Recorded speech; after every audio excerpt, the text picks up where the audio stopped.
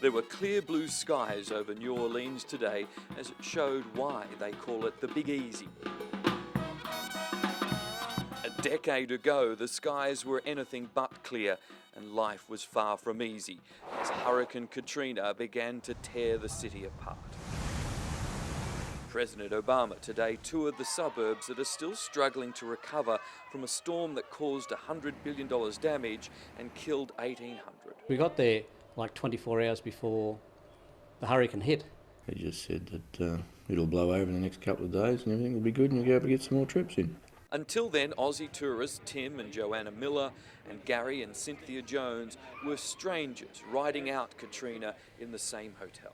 We talked to the people at the hotel who said that we had to leave. They became friends after being forced to head to the convention centre, along with 10,000 other desperate people forced out of their flooded homes. You don't think they can understand something that's going on like this? Is she gonna die here? It was there that we found them, huddled together in a walkway. It's just really bad. Yeah, well, we'll get you out of here and... Yeah, it was scary.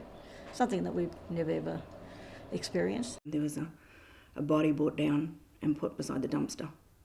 And it was lying there for days, wasn't it? The air of desperation was everywhere. Many of these people have been here 2 to 3 days without access to food or water. Some people have died, including, it's claimed, one small child. A decade on, it's almost hard to believe this is the same place. Tourists again roam the convention centre. New Orleans may be back, but for those who lived through what happened here, the horror is not easily forgotten. We organised an armed convoy to help get the Aussies out. Yeah, that was the scariest part, I suppose, was getting out of there, walking across to the car that Mike had organised for us. So they were very, very insecure about their own people. And I hope that's all changed because their emergency services at the time were rubbish. All agree they will never return to New Orleans. The city may be repaired, but their memories are not. In New Orleans, Mike Amor, 7 News.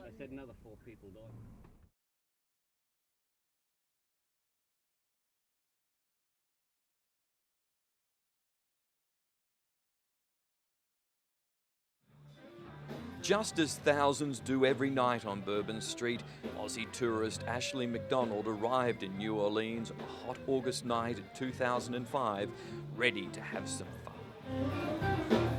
There was thousands and thousands of people there, all having a good time, and I was one of them. But police were frantically trying to clear the streets as a monster storm, Hurricane Katrina, was about to hit.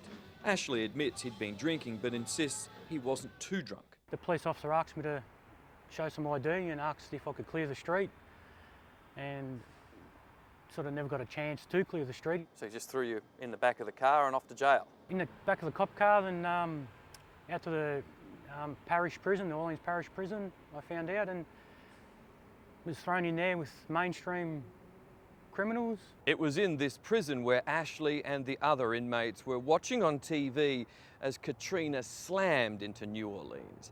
About that time, the power went out and water started gushing from the ceiling. What did the prison guards do? We were all ushered back into our cells, 2 to 3 people per cell.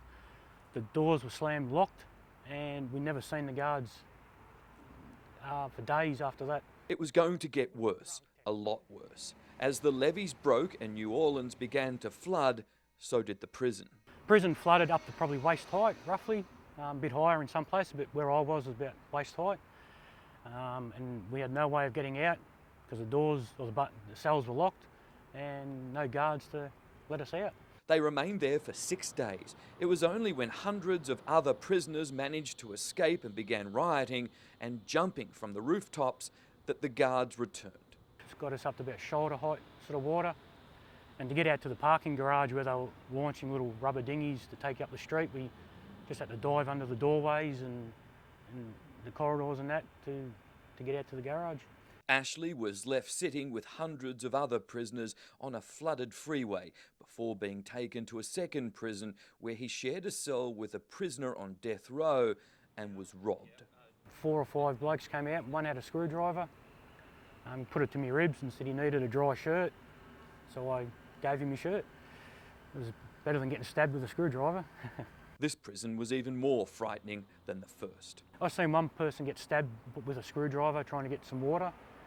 I've seen a couple of people get bashed in a really bad way by a big group of gangs. By this time, Ashley's family was convinced he was dead. The big breakthrough in his disappearance came when an inmate who had just been released started spending $20,000 on his credit card, stolen during the riot at the first prison. I always sort of knew I'd probably get out, but I thought it'd take a long time for me to get out. This is the moment the 30-year-old was finally freed after 14 days in jail, driven away, still dressed in his orange prison jumpsuit. All I wanted to say is I'm happy to be alive. I'm happy to be out. No, there's no grudges at all. It's just, I think it was just a big mistake at the time. Everything that could go wrong did go wrong. Remarkably, Ashley came back to New Orleans for the 5th anniversary of Katrina and was back in the US this week. In New Orleans, Mike Amor, 7 News.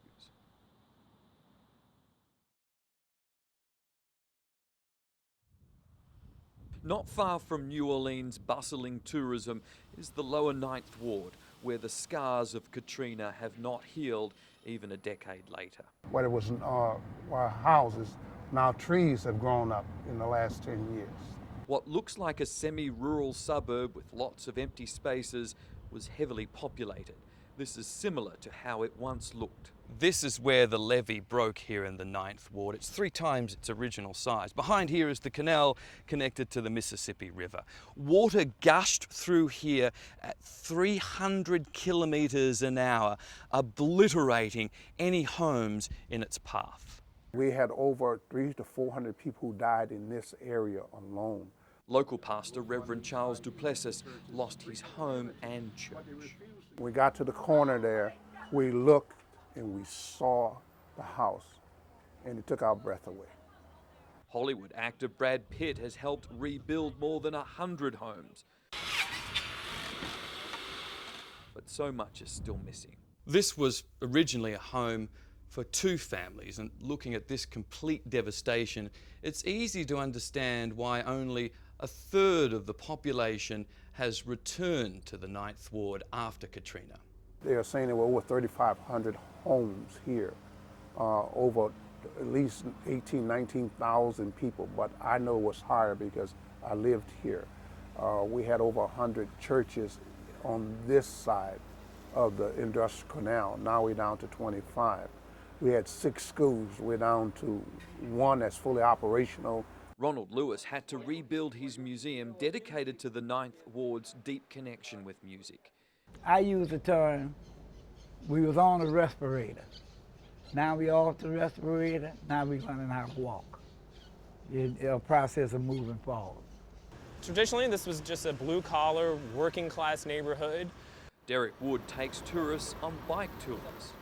High home ownership in here. It's the highest in the city, actually. It's a upper 60th percentile. They try not to concentrate on Katrina, but its markings are hard to miss. On the top would be the date. It looks like that would be September 13th. 0 would be any body that they found, like a person. George Bush, who was president during the disaster, returned today espousing how the city has bounced back. Tell that to people like Reverend Duplessis, who is still trying to rebuild his church. If this was a affluent white suburb, would this have been rebuilt? Well, we see that happening all over our city. And we didn't get all the resources in order to rebuild them, because when it got to us, they lowered the value of our home. They penalized us for things they didn't penalize other communities for. It's hard to be disappointed when you're still working so hard to continue to gather your family back together, even though it's 10 years. And where family was around the corner, now they're miles away.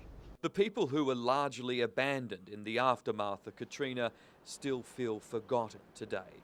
In New Orleans, Mike Amor, 7 News.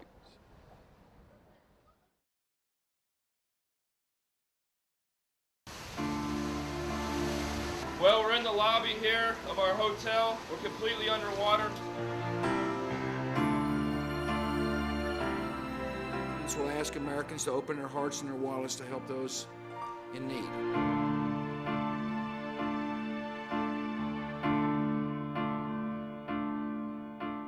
I was on a driving holiday with my dad, and it became clear that Katrina was developing into a major story. The boss rang and said, look, you'll have to come back from holidays. And he said it was okay to take my dad along with me. You can actually see him sitting in the back of some of the shots. With hindsight, not the best decision a son could make. I agreed to come along for the ride, but I didn't think it was going to be as bad as what it was. So we got word from Sunrise that there were some Australians that were trapped down at the convention centre. So Mike and I made the decision to drive into New Orleans and see if we could find them and help them. We approached a local police officer on the outskirts, and we wanted some directions. And he said, look, son, I got all the guns I own in my car, and I wouldn't go downtown right now. They're killing people. Obviously, that was the fear there. We just obviously thanked him and continued on our way. Back up. I thought it was really stupid for Mike and Trent to go down there because of the danger of it, and they were warned not to go down there, and yet they proceeded down there. And I felt that they putting us in danger. As we started to get closer to downtown, the place was a mess. There was trees down, there was power lines all over the place. There was people running around the streets and looked like gangs. We ran into a police officer who was waving a pistol and looked wild and frightened, and we spoke to him, and he'd just been involved in an altercation with some people and fired some shots. And I told him to drop everything. He took his weapon out and he ran. The scene at the convention centre was one of just absolute human despair. What do you tell a child, which is 2 years old, you don't think they can understand something that's going on like this? Is she gonna die here?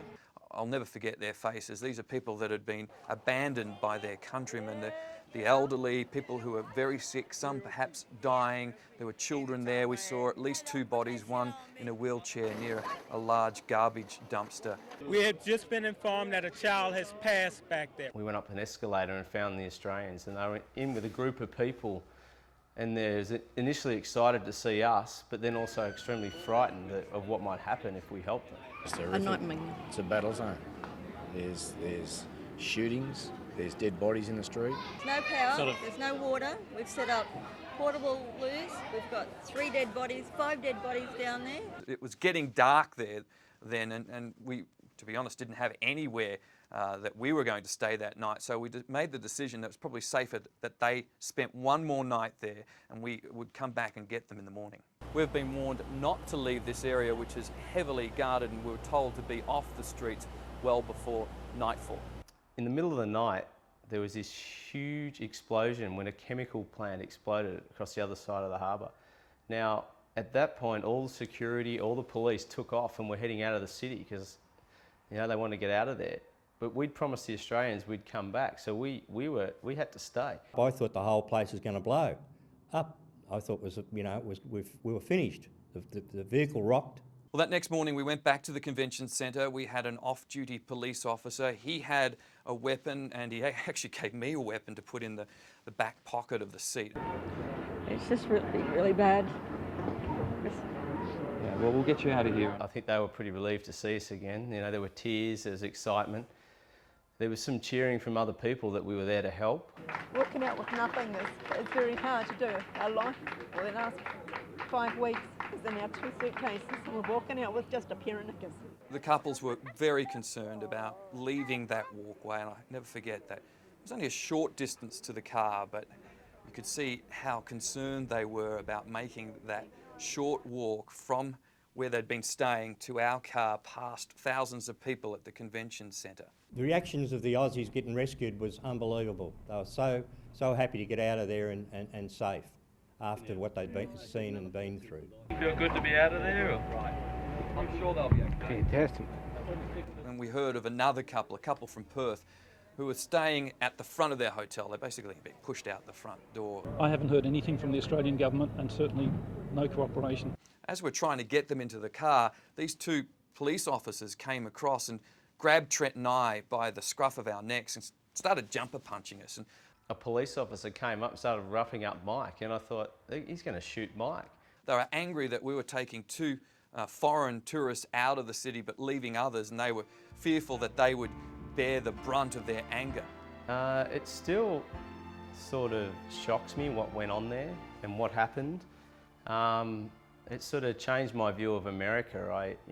When it did occur, I thought it was Americans looked after each other and were a lot like Australians. What would you do? What I saw was, a country not looking after its people that, took too long to react, and, the result was a lot of people died that probably shouldn't have. By far the worst thing I've ever seen. I couldn't believe it. I couldn't believe the danger and the mess the people are in, and the place was in such a mess. I think it's just one of those stories that stays with you. I'd seen the best of what people can do in the face of utter tragedy after September 11, just 4 years before, and this was the opposite. This was a community just falling apart. We were able to drive in and out of New Orleans every night, and we were sleeping in the car outside restaurants, basically. And we could see people in there eating steaks, having cocktails. Just a few kilometres away, there were people living in third world squalor, people dying, and nothing was being done for them. It was just unfathomable.